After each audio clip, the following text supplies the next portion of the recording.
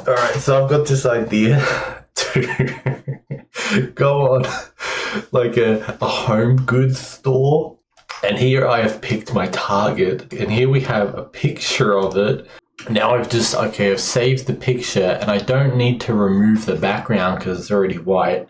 Though if you did, you could go on a background removal tool website.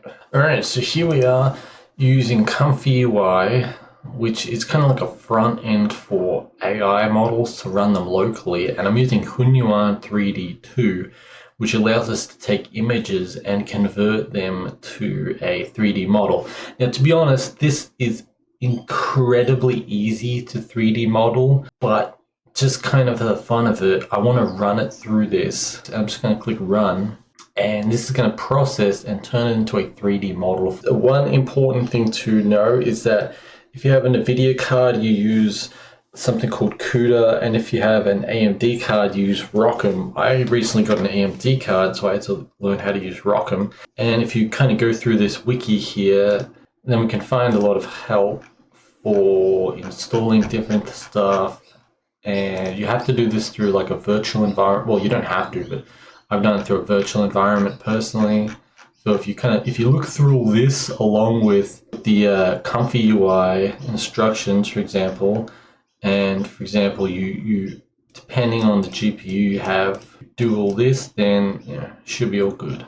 All right, we can see it has finished processing, and it's not too bad considering. Here we are now in Blender, and we can see the object, and you can see it pretty much got everything right. It even has these little areas here. I'm not sure if they were like hinges or something. Now, just looking at this object, we can see that it would be a little bit rough to 3D print and have it actually functionally work.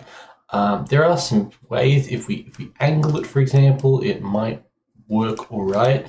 But anyway, in Blender, what we can do is we can go statistics and look at vertices.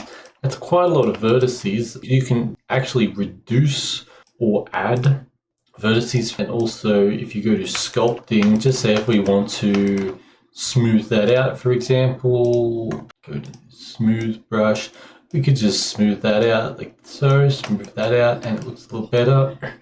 If I angle this, it actually might give us a better 3D print. For example, it'll make it less breakable. Alright, so here we are. We now have this funny looking desk thing here.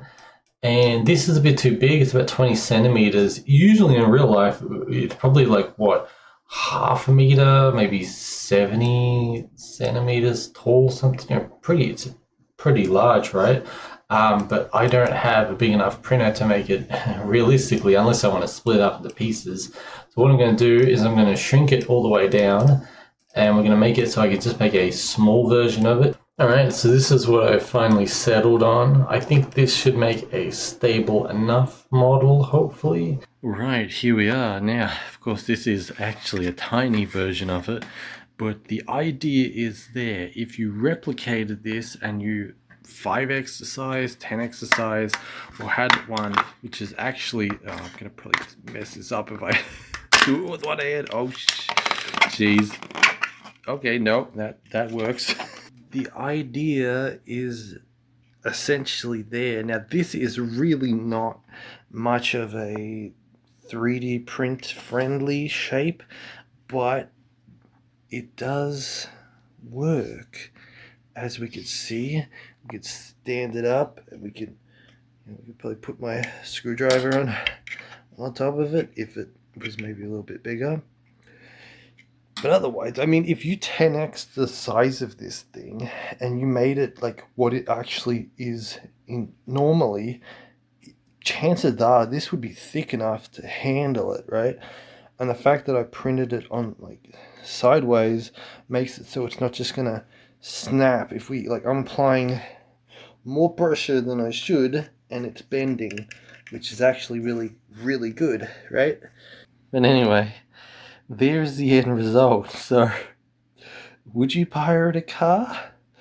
Well, in this economy, I mean, you kind of have to do what you gotta do.